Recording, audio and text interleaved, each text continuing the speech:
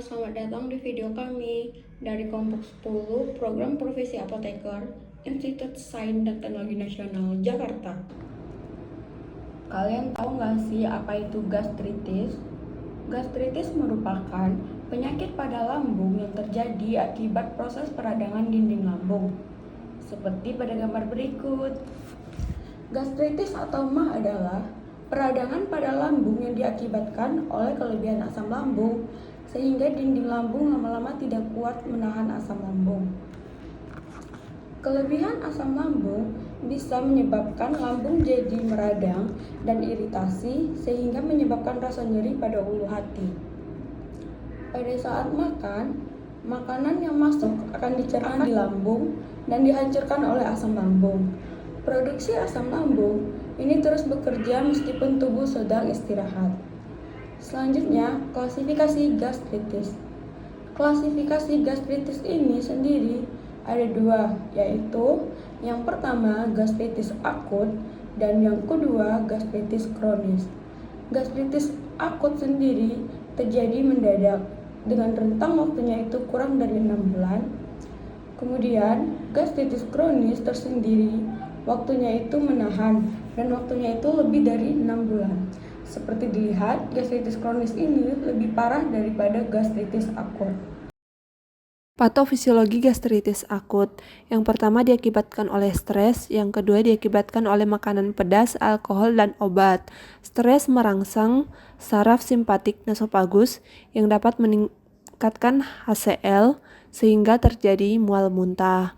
Yang kedua, makanan pedas, alkohol, dan obat seperti NSAID dapat mengiritasi sel epithel kolumner gaster, sehingga sekresi mukus menurun dan produksi HCl meningkat.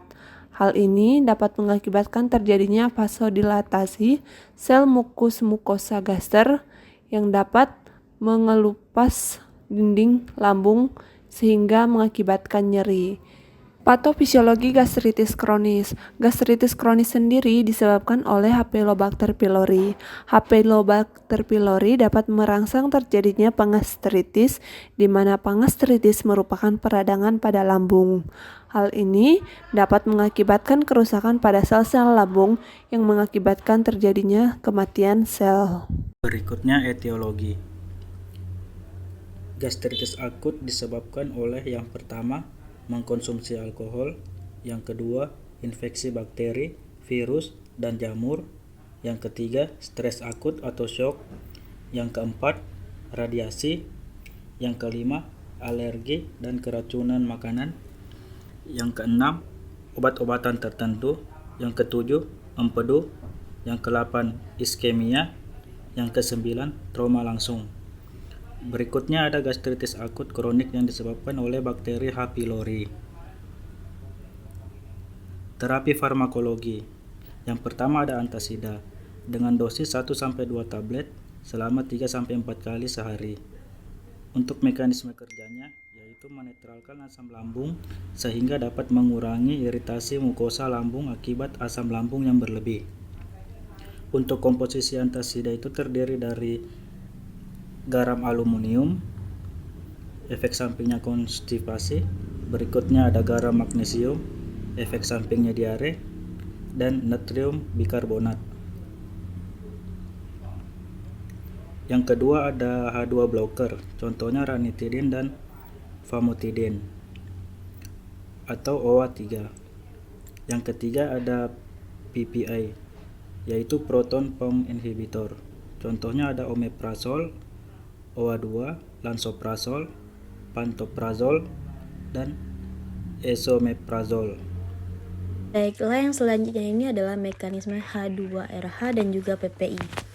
Jadi, asam lambung ini diproduksi oleh 3 reseptor. Yang pertama itu ada gastrin, yang kedua ada asetylkolin, dan yang ketiga itu ada histamin. Nah, adapun mekanisme H2RH ini yaitu dengan cara memblok reseptor histamin pada sel parental sehingga sekresi asam lambung berkurang karena asetylkolin dan histaminnya tidak diblok. Kemudian untuk golongan PPI itu sendiri mekanismenya yaitu memblok pusat tempat produksi asam lambung sehingga asam lambung ini tidak akan terbentuk karena ketiga reseptor tersebut sudah diblok. Untuk yang keempat yaitu golongan sulkrafat. Sulkrafat ini sendiri termasuk golongan OWA2 atau obat wajib apotek 2. Nah, mekanisme sulkrafat ini sendiri yaitu membentuk lapisan pada dasar tukak sehingga melindungi tukak dari pengaruh agresif asam lambung dan pepsin.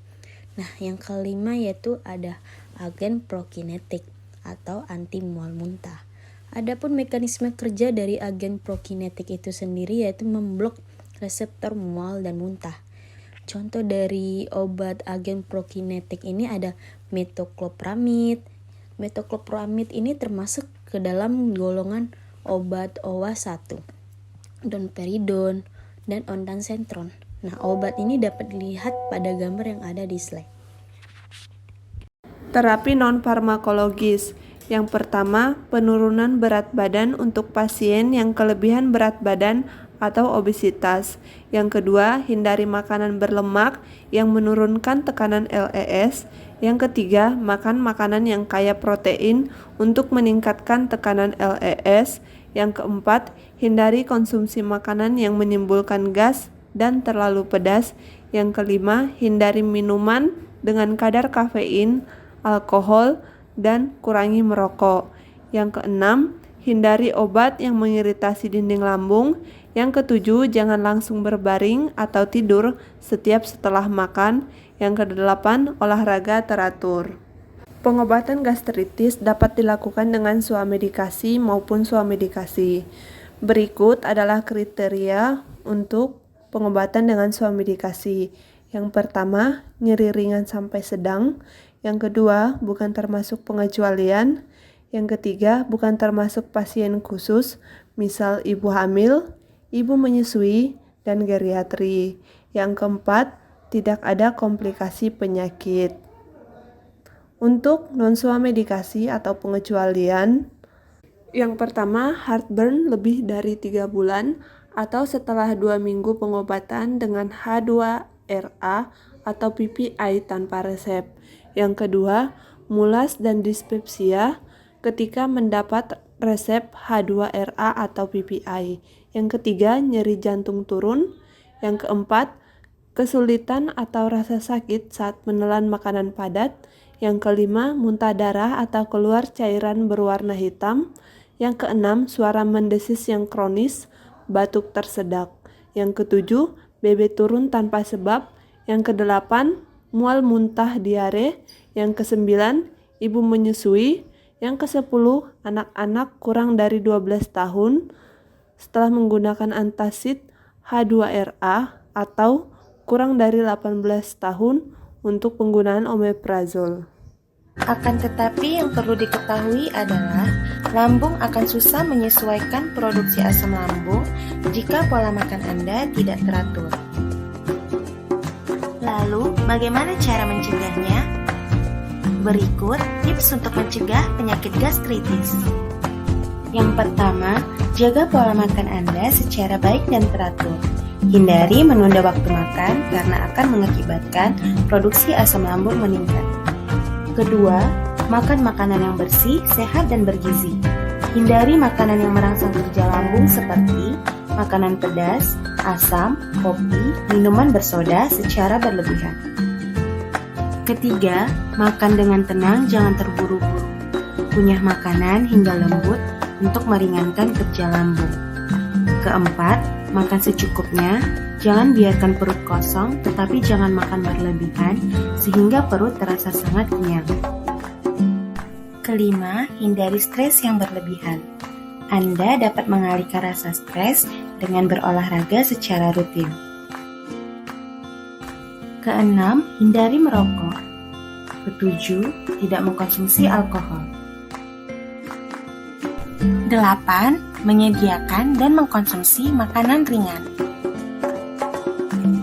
Dan yang terakhir adalah hindari penggunaan obat-obatan, terutama yang dapat mengiritasi lambung.